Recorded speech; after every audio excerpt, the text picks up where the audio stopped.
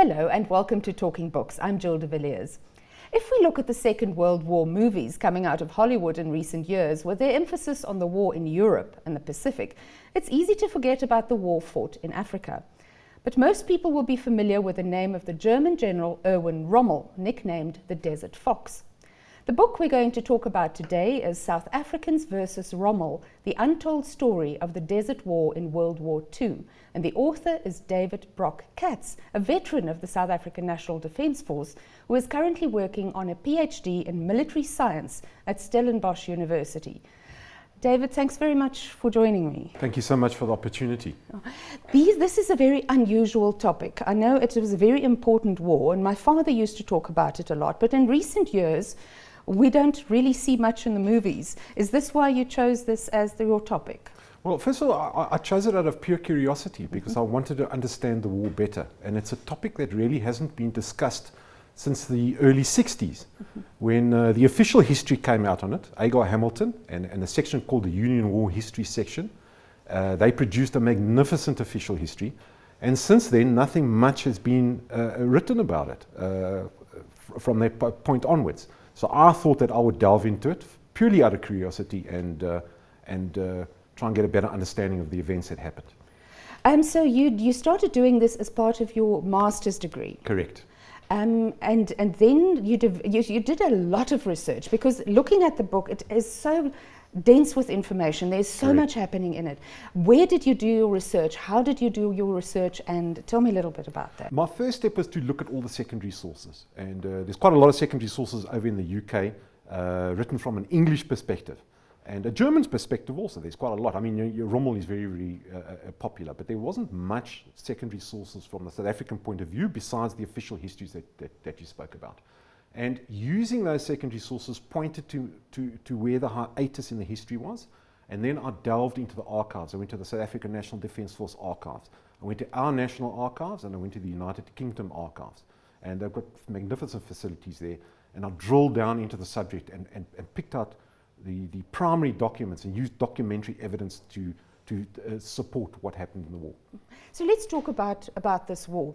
When it started for the South Africans and called up to fight in Africa, it wasn't that long after the Boer War, and not that long after the establishment of the Union of South Africa, in which there was a lot of political hoo-ha around between the Brits and the Boers, and here they were thrown together to fight together in a war. Tell me a little bit about your research on that. Okay, when you say called up, they weren't called up. These were volunteers, and they were volunteers for a very specific reason, because of what you're talking about, that contested space between Afrikaner and Englishmen, and also the blacks at the end of the day.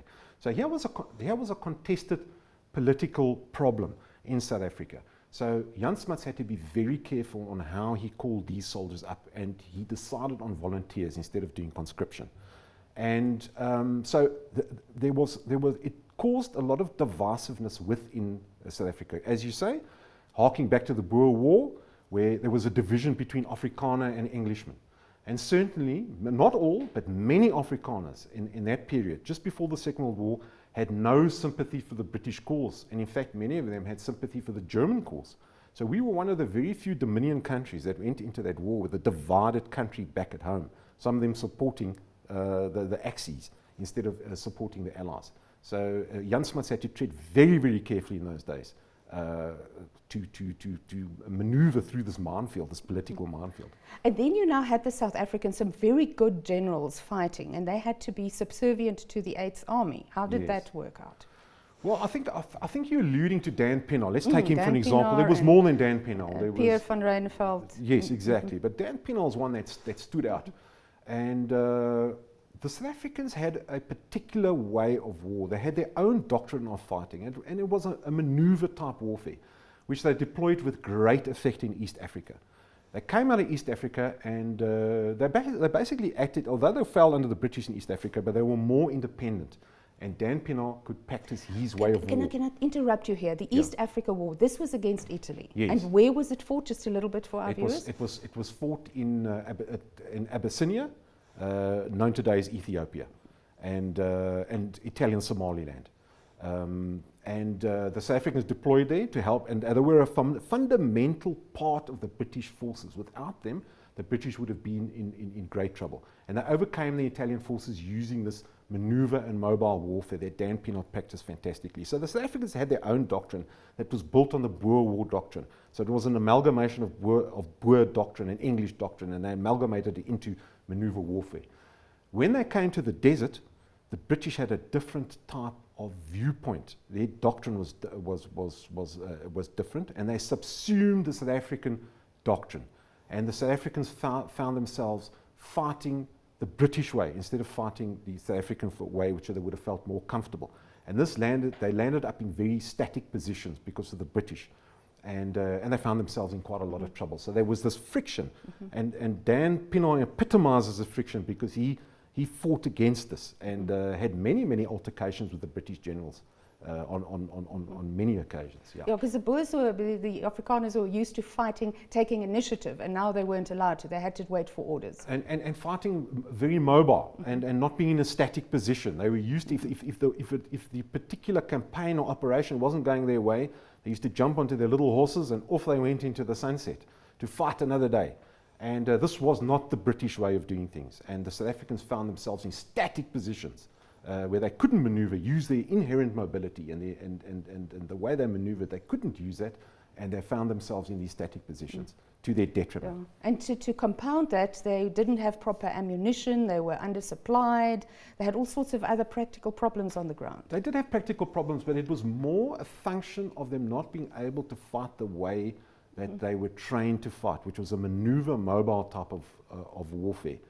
So the British, not really knowing how to combine infantry and tank divisions the same way as the Germans did in a combined operations type of a war. The Germans were absolutely brilliant at that, and the British were experimenting with that. They left the South Africans out of the armoured divisions and left them to their own devices. And many times the South Africans found themselves facing these German Panzer divisions, and to their detriment at Sidi Rezegh. Oh. So that's another topic. I think one could talk a whole interview on just the Panzer stuff. Yes. But let's talk about the black and coloured South African corps and how they were treated, how they felt, and how they reacted to their place in the war. Okay, the total volunteers, I've got a number of 300,000 to the nearest couple of thousand. So 300,000 South African volunteers volunteered to fight in the Union Defence Force, of which up to 50% of them were black, coloured and Indian. Also volunteers. Now, they were not armed. They were put in the logistical services and the support troops, which obviously they went there to fight. The people back home fought for them to be able to carry weapons and fight. And in some situations, they did manage to use captured Italian weapons and contribute to the actual battle. And these things went under the radar eventually, and a lot of these supply troops had captured Italian weapons and German weapons, and they armed themselves and they got involved in battles. So certainly, yeah, there was a big black contribution that needs to be recognized today. And certainly, they all fought for a common cause. Whites, blacks, Asians, Indians, all fought for a common cause, which was for a better South Africa. Whether they went there for their own personal economic reasons, or they went there for other reasons, but they all fought so they could go back to a better South Africa. Now, the Desert War, South Africans suffered quite a setback in Tobruk. Yes. Tell me a little bit about that and how they recovered in when they went into Al Alamein. When they went into Al Alamein. Initially, what happened in the Battle of Gazala is the Germans fought the British to a standstill, and the British decided then they were going to retreat back to the Egyptian frontier. The decision was made right at the last minute was whether to defend Tobruk. Now, by defending Tobruk, they would leave Tobruk isolated and surrounded by the Germans, and they made a decision that they're going to, due to Churchill and also due to the intervention of Smuts, something that I found in the archive, that Smuts actually supported the idea of not to retreat from Tobruk. They decided they're going to defend Tobruk. And they put a South African general, General Klopper, in charge of the garrison, which contained 13,000 South Africans and 35,000 Allied troops into this garrison. And the British then retreated to the Egyptian border, and there the South Africans were surrounded and faced by the Germans. And they found themselves, once again, in a static position where they couldn't maneuver their way out of it. And Rommel took them totally by surprise. He feigned a move past Tobruk at night. So the garrison thought that he had gone now to the Egyptian border, and he turned around in the middle of the night and came back. So in the morning he was in a position to attack the South Africans, which he did. They broke through, and the South Africans collapsed pretty quickly after that. So that it was a huge disaster. 35,000 troops were taken into captivity. The cream of South African youth was taken into captivity, and a great disaster. Yeah. And then the recovery at El Alamein? Well, what happened after that is that Dan Pienaar landed up at Alamein, and he was actually approached by one of the British generals, and he said, if you retreat from Alamein, you are going to be responsible for the end of the British Empire. So they were very worried about the South Africans at that stage of the game. And Dan Pienaar took this very personally. He actually took it as an affront, and he decided he's going to stick it out there no matter what, and he did. And the Germans sent some of their best divisions, the 90th Light Division, against the Alamein box defended by the South Africans, and came unstuck there. So the South Africans had a great role to play in dissipating Rommel's offensive on the Alamein line. So much to our recovery of, yeah. David Katz, thank you. It's a fascinating history that we don't often talk about. So thank you very much for coming having me and chatting to us about that. Appreciate it. And just to recap, the book is South Africans Versus Rommel, The Untold Story of the Desert War in World War II. And the author is David Brock Katz. That was it for this edition of Talking Books, and I'll see you again soon.